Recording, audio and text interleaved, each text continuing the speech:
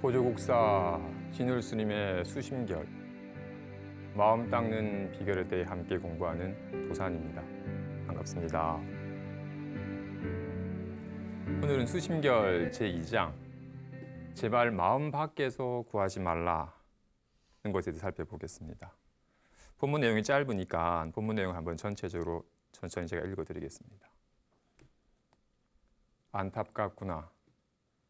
요즘 사람은 미혹한 지가 오래되어서 자기 마음이 참된 부처임을 알지 못하고 자기 성품이 참된 법임을 알지 못하니 법을 구하고자 하나 멀리 성현에게서 찾고 부처를 구하고자 하나 자기 마음을 관하지 않는다. 만일 마음 외에 부처가 있고 성품 외에 법이 있다고 말하며 그런 견해에 집착하여 불도를 구하고자 한다면 비록 오랜 세월 동안 몸을 사르고 팔을 태우며 뼈를 부수어서 골수를 내고 찔러 피를 내어서 경전을 쓰며 늘 앉아서 눕지 않고 하루에 한 끼만 먹으며 내지 모든 경전을 반복해서 읽고 갖가지 고행을 닦더라도 마치 모래를 쪄서 밥을 지으려는 것과 같아서 다만 스스로 수고로움만 더할 뿐이다. 다만 자기 마음을 알면 수많은 법문과 한량없는 묘한 뜻을 구하지 않아도 저절로 얻는다. 그래서 세존께서 말씀하시길 두루 관하니 일체 중생이 열애의 지혜와 덕상을 갖추고 있다고 하였으며 또한 말씀하시길 일체 중생의 갖가지 환화는 모두 열애의 원각묘심에서 생한다고 하였다. 이해할지니 이 마음을 여인 밖에 따로 이룰 부처가 없다.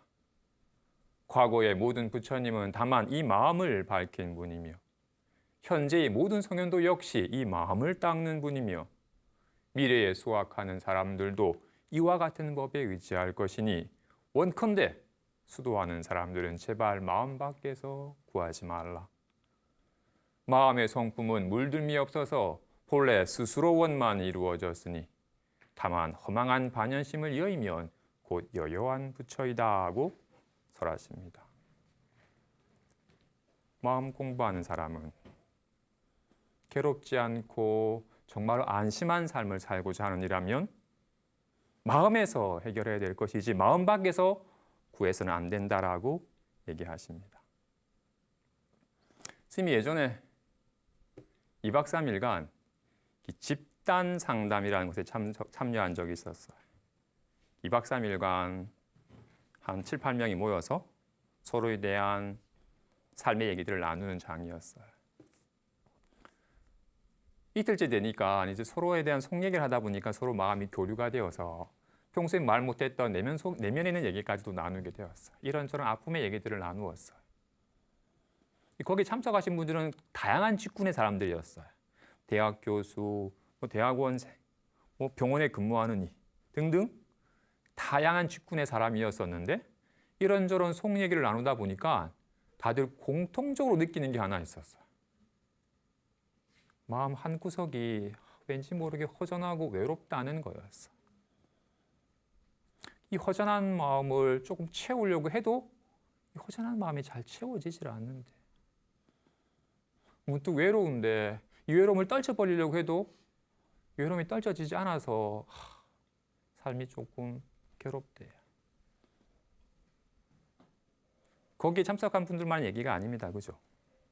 우리도 문득 마음에 뭔가 모를 허전함과 공허함, 문득 일어난 외로운 느낌이 들면 마음에 괴로움이 느껴져요.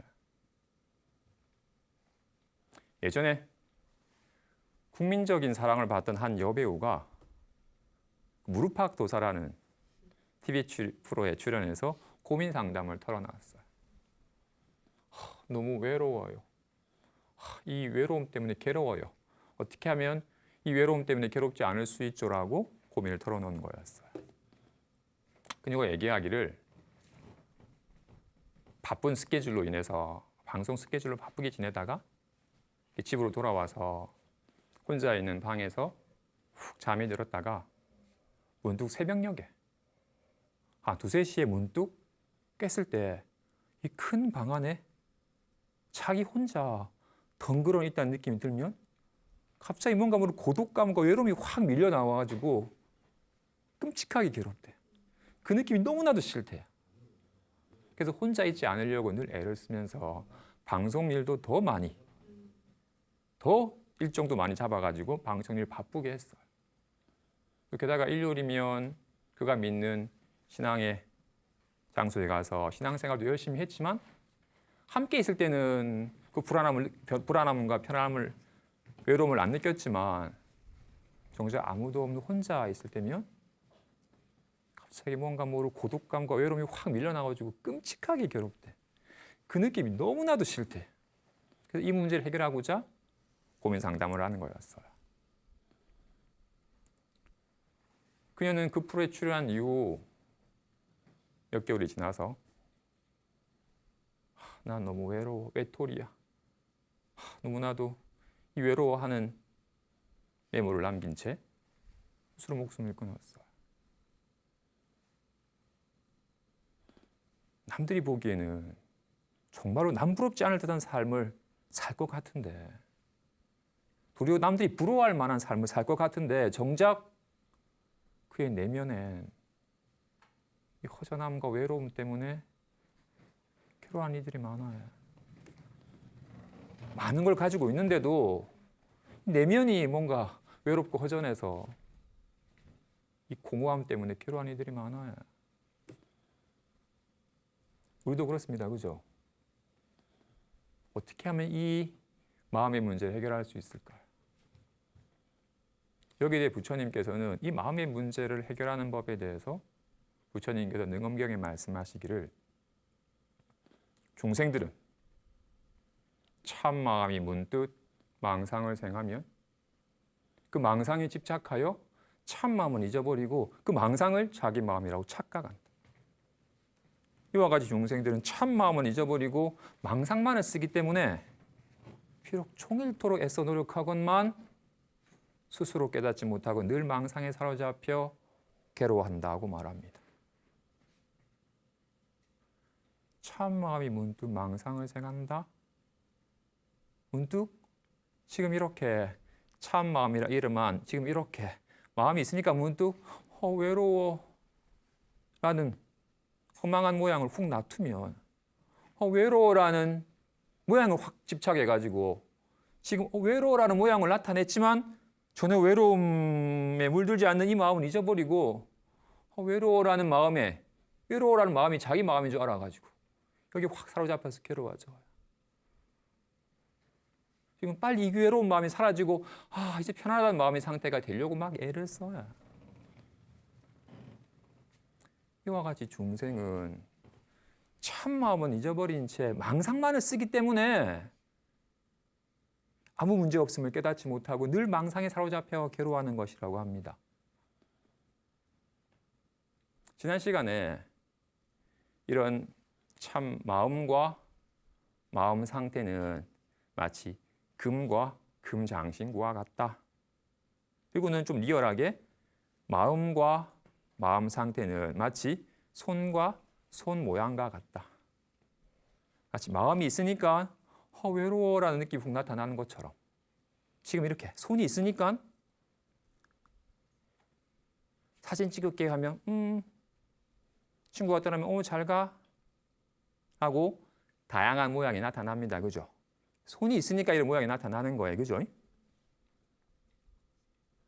그와 같이 지금 이렇게 마음이 있으니까 외롭다 했다가 니랑 같이 있으니까 좋다라고 했다가 다양한 모양으로 나타나요. 근데 만약 손이 인연따라 손은 사진 찍겠다 하니까 아무런 가장 적절한 모양을 나타내요.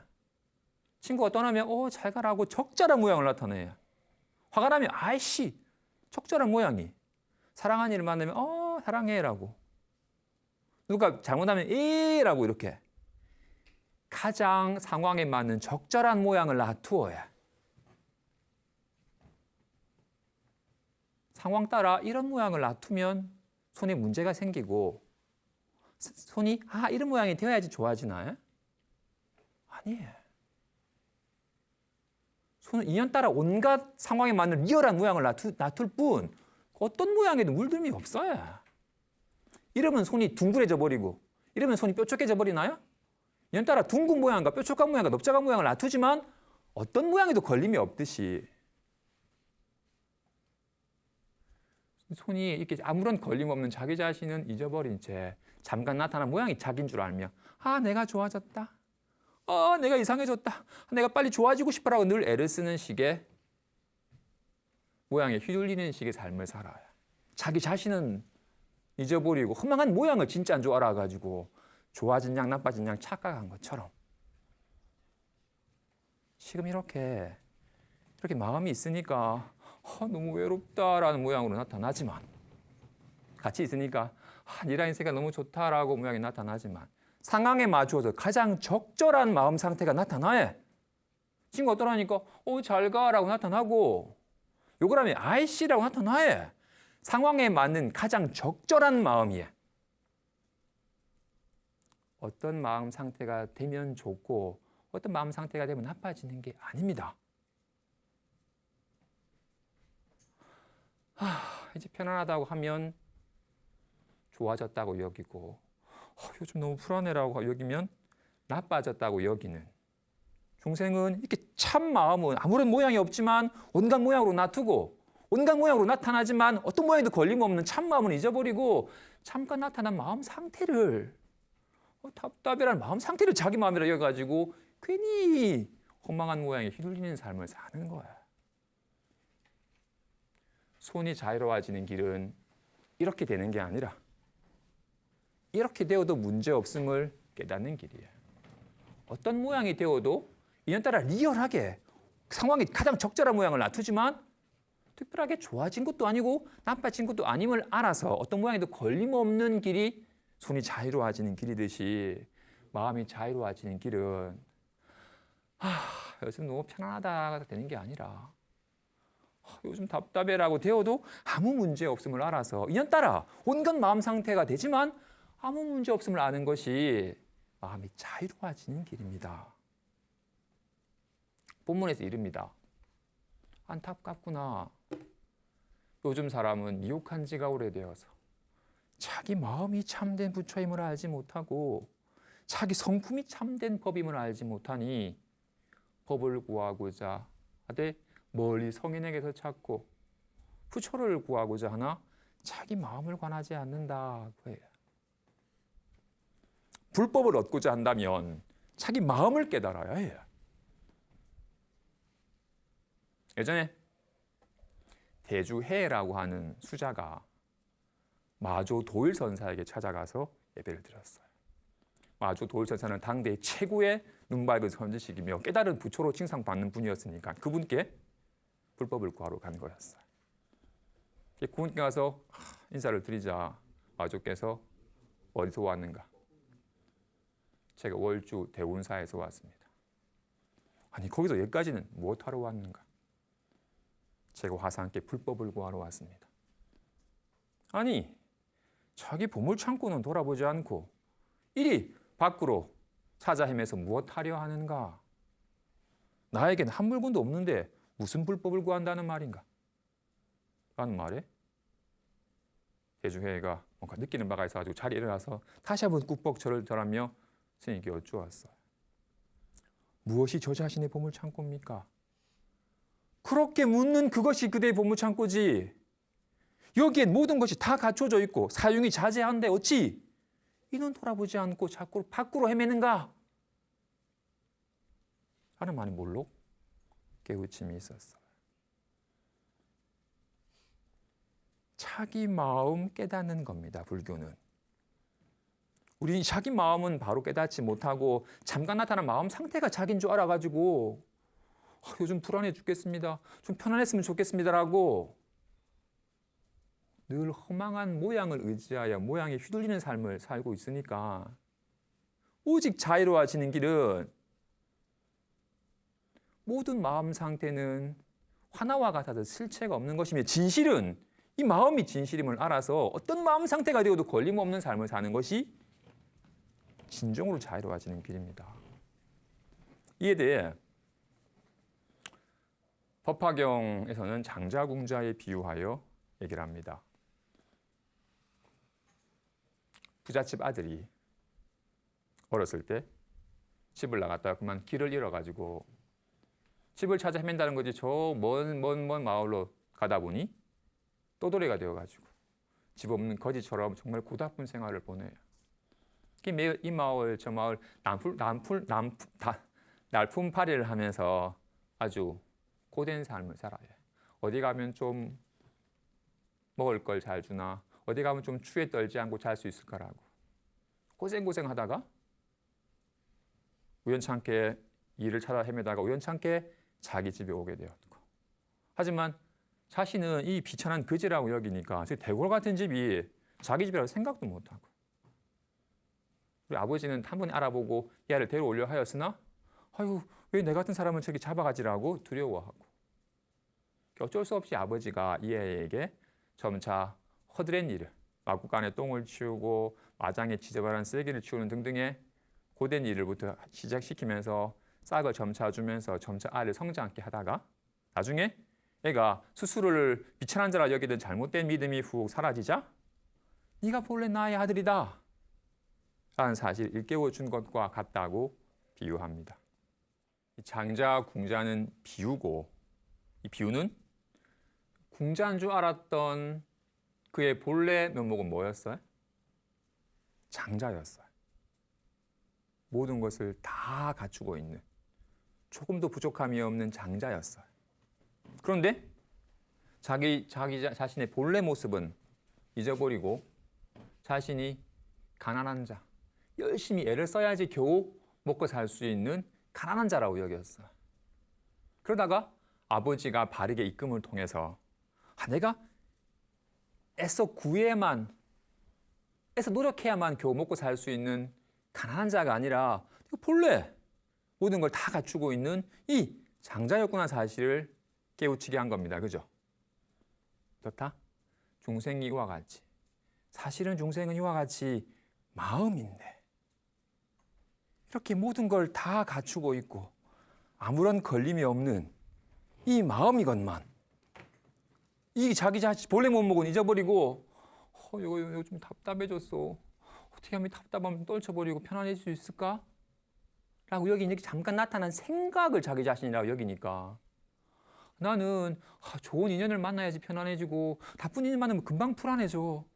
나는 열심히 내 마음을 다스려야지 조금 편안해져라고 생각을 자기 자신이라고 착각해. 그래서 부처님께서 우리에게 잘 이끌어서 너는 답답해라는 생각이 네가 아니란다. 너의 본래 몸목은 이렇게 답답해도 아무런 문제 없는 이 마음이 너의 본래 몸목이란다라는 걸 일깨워 주셨어요. 불교는 자기 본래 면목을 깨닫는 거야. 우리는 어때요? 진짜 자기 자신은 잊어버린 채 자기 자신에 대해서 어떻게 이 사대로 이루어진 몸이 자기라고 여기니까 내가 몇십 년 전에 태어나서 지금 많이 늙었고 관리를 못하면 그럼 병들 거야. 세월 지나면 언젠가 죽어서 사라지겠지.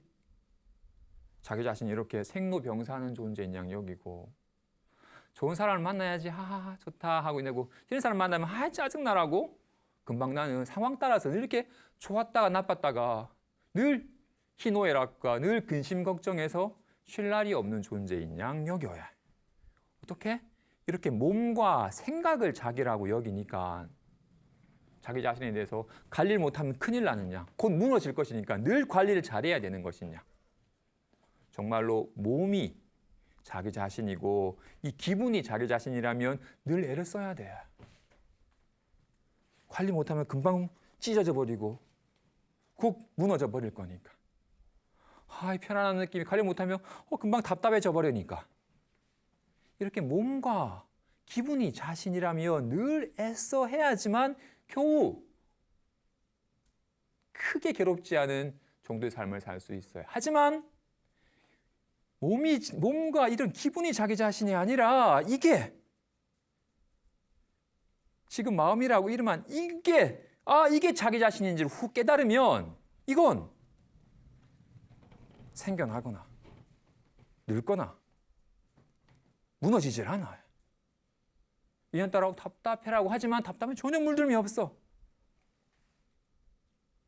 이와 같은 자기 자신을 우리는 잊어버리고 이런 사대가 잠깐 모여있는 이 몸이 내고 기분이 나라 여기니까 늘 애써 노력해야만 겨우 살 수 있는 존재인 양 여겨요.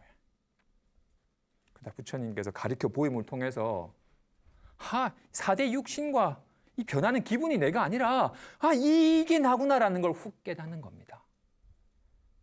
불교는 딴 게 아니라 자기 본래 면목을 깨닫는 거야. 진짜 자기 자신은 저버리고 허망한 걸 나라고 여겨가지고 고달픈 삶을 살다가 비로소 자기 본래 면목을 깨닫자 본래 아무 문제 없는 모든 게 다 갖춰져 있는 걸림없는 삶이 실현이 됩니다. 그래서 제발 허망한 생각에 의지하여 살아가지 말고 생각은 금세 변해버리니까 어떻게 변할지 몰라가지고 늘 불안할 수밖에 없어요. 어떤 생각이 나타나도 걸림없는 이 자기 마음을 곧장 깨달아야 합니다. 자기 마음이 참된 부처이며 자기 성품이 참된 법임을 깨달아야 합니다. 본문에 이릅니다. 만일 마음 외에 부처가 있고 성품 외에 법이 있다고 말하며 그런 견해에 의지하여 불도를 구하고자 한다면 비록 오랜 세월 동안 몸을 사르고 팔을 태우며 뼈를 부수어서 골수를 내고 찔러 피를 내어서 경전을 쓰며 늘 앉아서 눕지 않고 하루에 한 끼만 먹으며 내지 모든 경전을 반복해서 읽고 갖가지 고행을 닦더라도 마치 모래를 쪄서 밥을 지으려 하는 이와 같아서 단지 스스로 수고로움만 더할 뿐이다 하고 합니다. 이 자기 마음을 깨닫는 것 외에 어떤 노력을 통해서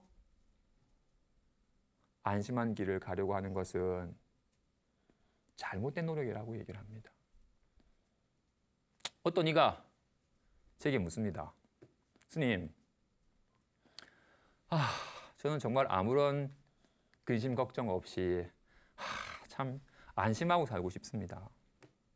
어떻게 하면 근심 걱정 없이 안심하고 살 수 있습니까? 저는 좋은 대학에만 가면 근심 걱정 없이 안심할 줄 알았습니다. 좋은 대학에 들어가도 곧 취업 때문에 늘 근심 걱정하게 됩니다. 저는 취직만 되면 근심 걱정 없을 줄 알았습니다. 근데 이제 어느 정도 결혼할 때가 됐는데 짝이 없어가지고 귀하게 짝을 만나도 이 결혼하는 문제 때문에 늘 근심 걱정이 끊이지 않습니다. 저는 정말 좋은 짝을 만나가지고 결혼만 하면 근심 걱정이 살 줄 알았습니다. 자식을 보니 이 자녀 문제 때문에 근심이 끊이질 않습니다. 이제 애들도 어느 정도 키워서 다 시집장 가보내고 자기 길을 가니 근심 걱정 없을 줄 알았더니 이제 몸이 무너져가지고 하루도 근심이 없는 날이 없습니다. 어떻게 하면 근심 걱정 없이 진짜로 안심하고 살 수 있습니까? 라고 물어요. 어디서 뭐 하고 살면 근심 걱정 없이 안심할 수 있을까요? 어디서 뭘 하면 근심 걱정 없이 안심할 수 있을까요? 스님이 몇 년 전에 목욕탕에 갔다가 목욕탕 직원이 자기 지인들이랑 이런저런 얘기하는 걸 들으니 그분의 소원은 1억을 모으는 거래요. 1억만 있으면 저 베트남에 작은 집 하나 지어가지고 거기 일하는 분 들여가지고 편하게 지낼 수 있대. 자기 1억만 있으면 베트남에 한적한 곳에 가서 생활하면 진짜 근심 걱정 없이 편하게 살 수 있을 것 같다고 소원을 하시더라고요. 근데 진짜로 1억쯤 모으면 근심 없이 살 수 있을까요? 아마 그분이 몇 년 됐으니까 열심히 노력을 했으면 아마 기존에 있는 돈이랑 지금에 노력했던 돈을 몸이 한 1억쯤 될 수도 있을 거야. 그래서 문득 몇 년 사이에 베트남의 물가가 확 올라가지고 1억 가지고 택도 없겠네 이거. 한 10억은 있어야겠다 라고 여기실 거야. 또는 어떤 이는 지금 내가 상황이 이렇게 힘드니까 내가 이렇게 근심 걱정하지. 상황만 좋아지면 무슨 근심 걱정을 하고 하겠냐고. 상황만 좋아지면 진짜 안심하고 살 수 있을 거라고 얘기해. 그죠? 상황이 힘들면 근심 걱정이 끊이지 않습니다. 그죠? 다행히 그분이 일이 잘 풀려가지고 상황이 좋아졌어. 그러면 늘 안심할 수 있을까요? 지금 잠깐 상황이 좋아졌지만 또 언제 상황이 나빠질지 모르니까 불안할 수밖에 없어요. 이와 같이 이렇게 인연 따라 수시로 변하는 외부 환경이나 상황에 의지해서는 결코 안심할 수가 없어요. 근데 우리는 정말로 근심 걱정 없이 안심하기 위해서 누구나 다 근심 걱정 없이 안심하고 살고 싶습니다. 그죠? 근데 그러기 위한 노력을 어떻게 하고 있나요? 이들처럼 뭔가 좋은 곳에 가면 상황만 좋아지면 근심 걱정 없이 안심하고 살 수 있을 거야 라고 자꾸 좋은 환경이나 좋은 상황을 쫓고 있진 않나요? 어떤 이가 다시 물어요. 스님, 저는 이제 외부 환경이나 상황에 의지해서는 결코 안심할 수 없다는 것을 알았습니다. 진짜 안심하고 살려면 마음이 편안해야 합니다. 그래서 저는 이 불안한 마음을 빨리 없애버리고 편안한 마음으로 살고 싶습니다. 어떻게 하면 불안한 마음을 없애고 편안한 마음으로 살 수 있습니까? 절을 열심히 하면 이 불안함이 사라지고 편안해집니까? 경전을, 독경을 열심히 하면 불안함이 사라지고 편안해집니까? 연구를 열심히 하거나 좌선을 하면 불안함이 사라지고 편안해집니까? 그죠? 열심히 연구를 하거나 독경을 하거나 절을 하거나 좌선을 하면 늘 들떴던 불안함이 후 쉬어서 사라지고 안정이 되면서 편안해집니다. 그죠? 그런데 어떻다? 이렇게 독경할 때는 편안했는데 독경을 책을 딱 덮고 밖에 나가니 누가 시비를 확 걸면 짜증나라고 금방 확 화난 마음이 돼버려요. 상황이 나빠지면 또 요즘 어떡하지라고 불안한 마음이 돼버려요. 그렇게 정말 수행을 통해서 잠시 나타난 편안한 마음 상태에 의지해서는 늘 안심할 수는 없습니다. 왜냐하면 이 편안한 마음 상태는 인연 따라 잠시 나타난 거기 때문에 인연이 바뀌면 금세 불안한 마음 상태로 바뀔 수 있으니까. 그래서 그렇게 변하는 마음 상태에 의지해서는 결코 안심할 수가 없습니다. 정말 안심하고 싶나요? 오직 마음을 깨닫는 자만이 안심하고 살 수 있습니다. 왜냐하면 마음을 깨달으면 인연 따라 어떤 마음 상태가 되더라도 아무 문제 없음을 실감하기 때문입니다. 자기 마음을 깨닫지 못한 채 마음 상태가 자기인 줄 알았으니까 어떻게 하면 좀 자신이 편안해지기 위해서 어떻게 하면 좀 편안해질까라고 편안한 마음 상태가 되도록 애를 썼었는데 자기 마음을 깨닫고 보니 편안한 마음 상태가 되어야지 좋아지는 것도 아니고 잠시 불안한 마음 상태가 되어도 나빠진 게 아니구나.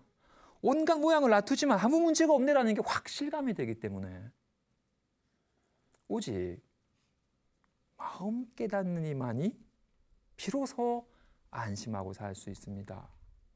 어떤 인연에도 걸림없음이 확연하게 와닿으니까.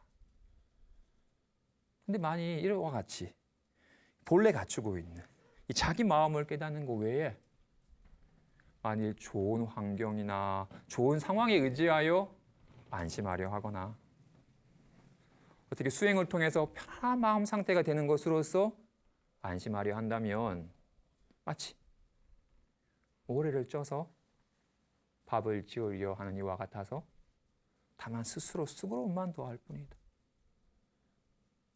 고운 모래를 구해서 압력밥솥에 1급수 물을 딱 넣어서 열심히 찌면 맛있는 밥이 되나요? 안 돼요. 혹시나 노래기부에서 그런 건 아닌가요? 한 3일 동안 열심히 찌면 되나요? 안 돼요. 안 됩니다. 모래는 아무리 쪄도 뜨거운 모래일 뿐이지 결코 밥이 되질 않습니다. 그와 같이 수시로 변하는 상황이나 수시로 변하는 마음 상태에 의지해서는 결코 안심할 수가 없습니다. 언제 어떻게 변할지 몰라서 불안할 수밖에 없는 거니까. 그와 같이 변하는 것에 의지하여 안심하려고 하는 이는 마치 모래를 쪄서 밥을 지으려 하는 이와 같이 스스로 수고로움만 더할 뿐 자신이 원하는 안심한 삶이 실현되지 않는다고 합니다. 배고프니까 자신의 줄인 배를 채우고자 한다면 모래를 쪄서 밥을 지을 것이 아니라 쌀을 쪄서 밥을 지어야 하듯이 근심 걱정 없이 정말로 안심하고 살고자 한다면 수시로 변하는 상황이나 마음 상태에 의지하여 안심하려 할 것이 아니라 어떤 인연에 어떤 마음 상태가 되어도 문제없는 이 마음 자체를 깨달아서 비로소 안심한 길을, 안심한 삶을 살 수 있습니다. 그래서 안심한 삶을 살려면 지혜로워야 됩니다. 내가 지금 허망한 노릇을 하고 있다. 되지도 않은 일을 하고 있구나라는 걸. 근데 안타깝게도 중생들은 미혹한 지가 오래되어서 자신의 이런 애씀이 잘못된 노력인지 몰라서 애를 써도 안 되자 내가 애를 많이 쓰지 않아서 그런가 봐. 더 애를 쓰면 되겠지라고 계속 더 좋은 상황. 내가 원하는 상황에 도달했더니 이 정도로는 안 되네. 좀 더 노력해서 더 좋은 상황이 되면 안심해질 줄 알고. 내가 열심히 노력해서 편안한 상태를 만들면 되겠지 하는 식으로 잘못된 노력을 하고 있건만 그 잘못된 노력인지는 모른 채 계속 애만 쓸 뿐 되질 않아. 모래를 쪄도 밥이 되지 않은 이유는 뭐였죠? 잘못된 노력을 하고 있기 때문이었어요. 우리가 그토록 근심 걱정 없이 안심하고 살고자 하였으나 되지 않은 이유는 뭐였죠? 잘못된 노력을 하고 있었던 거야. 좋은 환경이나 좋은 상황에 의지하여 잠시 나타나는 편안한 마음 상태에 의지하여 근심 걱정 없이 안심하려 하였기 때문에 제시하는 겁니다. 또 본문에 이릅니다. 다만 자기 마음을 알면 수많은 법문과 한량없는 묘한 뜻을 구하지 않아도 저절로 얻는다. 그래서 세존께서 말씀하시기에 두루 관하니 일체 중생이 열애의 지혜와 덕상을 갖추고 있다고 하였으며 또 말씀하시길 일체 중생의 갖가지 환화는 모두 열애의 원각 묘심에서 생한다고 하였다. 이해할지니 이 마음을 여인 밖에 따로 이를 부처가 없다고 하십니다. 부처님은 자기 마음을 깨달아서 인연 따라 어떤 마음이 나타나더라도 걸림없는 삶을 사셨고 우리에게도 그 길을 일러주신 거예요. 그래서 자기 마음을 알면 자기 마음을 비로소 알면 84,000 법문을 굳이 배우지 않아도 들으면 저절로 알아요. 84,000 법문이 다 이 마음을 깨우치도록 일러주신 거니까 자기 마음만 알면 경전의 내용이 와 적절하게 잘 말했네라고 절로 수긍이 되어요.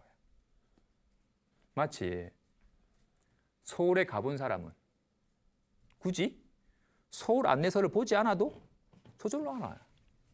직접 가봐서 혼이 다 봤으니까 그래 얘기하면 그래 맞아라고 절로 알아들어요. 부처님께 또 말씀하시네요. 두루 관하니 일체 중생이 열애의 지혜와 덕상을 갖추고 있다. 일체 중생이 다 열애와 조금도 다를 바 없는 이 불성을 온전히 갖추고 있다고 합니다. 일체 중생이 본래 갖추고 있는 이 공적 영지한 마음은 공적하여 아무런 모양이 없는데 인연따라 외롭다. 이제 좀 편안하다라고 온갖 모양을 나투는 지금 이렇게 이렇게 마음이 있으니까 좀 배고프다, 목마르다라고 여실하게 이렇게 아는, 배고프다 했지만 전혀 물들미 없는 이 마음은 인연따라 생겨나는 게 아니며 어떤 인연도 사라지지 아니하며, 이건 불안해해도 전혀 불안에 물들지 않고 편안하다 해도 깨끗해진 게 아닌, 이거는 수행을 하면 늘어나고 수행을 하지 않으면 줄어드는 것이 아닌 이 마음은 본래 생겨나지도 않고 사라지지도 않으며 더러워지지도 않고 깨끗해지지도 않으며 늘어나지도 않고 줄지도 아니하니 이 마음을 본래 갖추고 있다. 이 마음에는 일체가 다 어우러진 한 몸인지라 모두가 다 한 몸인 동체지가 본래 갖춰져 있고 자연스럽게 그 지혜에 의해서 모든 일을 내 몸과 같이 여기는 자비스러운 마음이 자연스럽게 일어납니다. 일체 중생이 본래 열애의 지혜와 덕상을 갖추고 있다 하셨어요. 또 일체 중생의 갖가지 환화는 모두 열애의 원각묘심에서 생하는 것이다. 중생의 모든 망상, 중생의 모든 마음은 다 열애의 마음에서 생한 것이다 하고 하네. 그러니까 요즘 너무 외롭다, 여기서 생한 거잖아요. 그죠? 니랑 있으니까 좋다, 여기서 생한 거잖아요. 이 생멸함이 없고 물듦이 없는 여기에서 모든 게 다 생하잖아요. 모두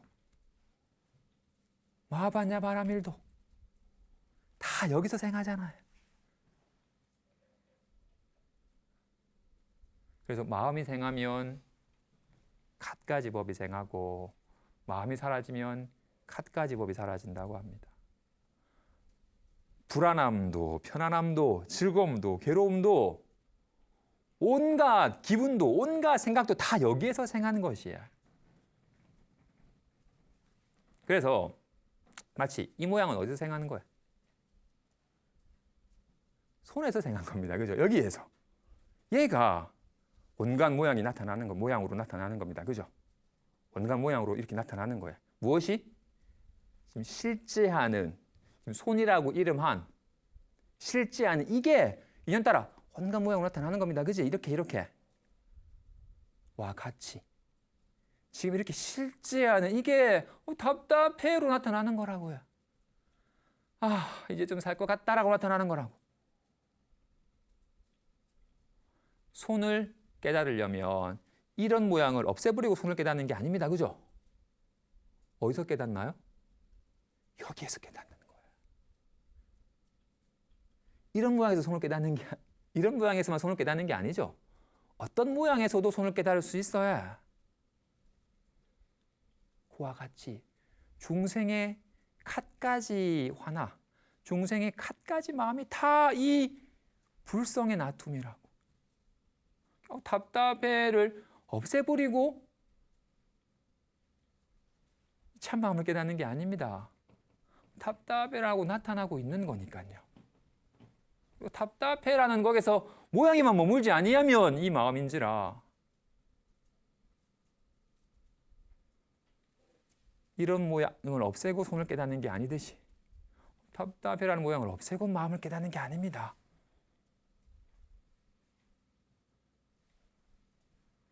그래서 평상심이 도라고 말하는 거예요. 일상생활 할 때 나타나는 모든 마음이 다 도이다. 모든 모양이 다 손입니다. 모든 모양이 다 손입니다. 그와 같이 배고프다, 목마르다, 일체가 다 이 물들미 없는 마음입니다. 이걸 저버리고 찾는 게 아닙니다. 3세의 본문에 이릅니다. 3세의 모든 부처님은 다만 이 마음을 밝힌 분이며 현재의 모든 성인도 역시 이 마음을 닦는 분이며 미래의 수학하는 사람들도 이와 같은 법에 의지할 것이니 원컨대 수도하는 사람들은 제발 마음 밖에서 구하지 말라. 마음의 성품은 물름이 없어서 본래 스스로 원만 이루어졌으니 다만 허망한 반연심을 여의면 곧 여여한 부처이다. 진실로 모든 부처님은 바로 이 마음을 깨달아서 자기 마음을 깨달아서 자기 마음 상태에 걸림없는 삶을 사신 분입니다. 우리들 또한 이 자기 마음을 깨달아서 인연따라 어떤 마음 상태가 되어도 걸림없는 삶을 살고자 하는 거니까 자기 마음을 깨달아야 되지. 이 마음 밖에서 뭔가를 찾으면 안 됩니다. 본문에 이릅니다. 마음의 성품은 물들미 없어서 본래 스스로 원만이 이루어졌으니 다만 허망한 반연심을 여이면 곧 여여한 부처이다.